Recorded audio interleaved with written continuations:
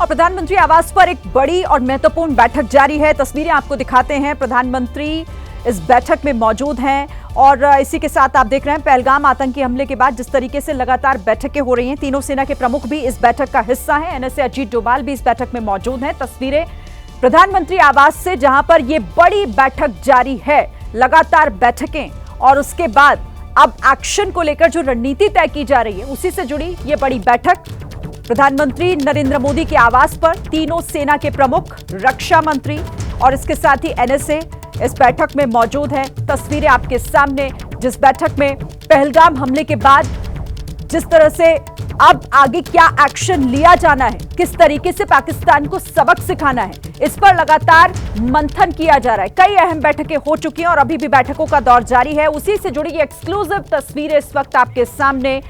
इस खबर पर बातचीत करने के लिए सीधे रुख करेंगे हमारी पॉलिटिकल एडिटर मेघा प्रसाद जुड़ गई हमारे साथ। मेघा, तस्वीरें हमारे सामने, महत्वपूर्ण बैठक पीएम आवास पर। जी, बहुत महत्वपूर्ण बैठक है ये जो प्रधानमंत्री खुद चेयर कर रहे हैं। और महत्वपूर्ण इसलिए क्योंकि आप देखिए इस मीटिंग में कौन से लोग बैठे हुए हैं।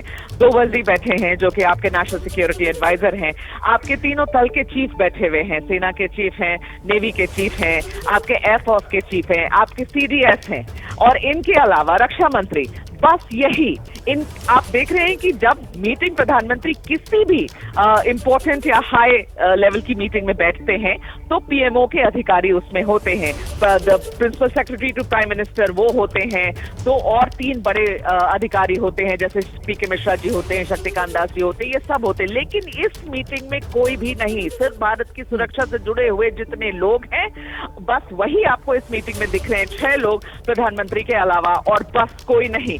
तो ये मीटिंग आपको ये अंदेशा देती है कि भारत की सुरक्षा को लेकर इसके अलावा इस मीटिंग में और कोई बातचीत नहीं हुई है। और इन तस्वीरों को साझा किया गया है आपके साथ, मीडिया के साथ साझा किया गया है क्योंकि इसमें आपको एक इंडिकेशन मिल रही है कि भारत अपना अगला कदम कहां और कैसे लेगा। एग्जैक्ट उसके डिटेल्स हमारे पास नहीं हो सकते हैं, लेकिन आपको समझ में आना चाहिए कि पहलगाम के आतंकी हमले के बाद इतनी स्पेसिफिक मीटिंग जो सिर्फ सुरक्षा के चीफ के साथ, एनएसए डोभाल के साथ और रक्षा मंत्री के साथ हो रही है। देखिए वो चेहरे ही बता रहे हैं कि आखिर ये कितनी महत्वपूर्ण हो जाती है और आप भी इसे लेकर जिस तरह से जानकारी दे रही हैं। लेकिन क्या कोई इंफॉर्मेशन सूत्र कुछ बता रहे हैं क्या कि बैठक में क्या कुछ आज जो है वो चर्चा का विषय है, किस पर बात हो रही है, वो रणनीति क्या हो सकती है जिसको लेकर ये विचार, ये विमर्श किया जा रहा है?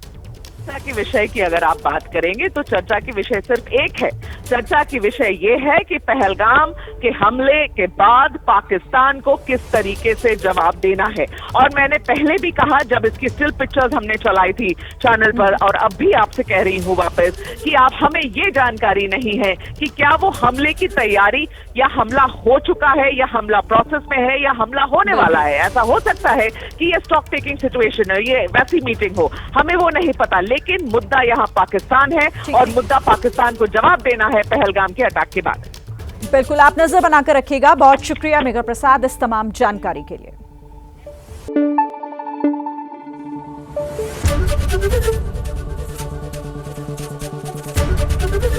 एबीपी न्यूज आपको रखे आगे।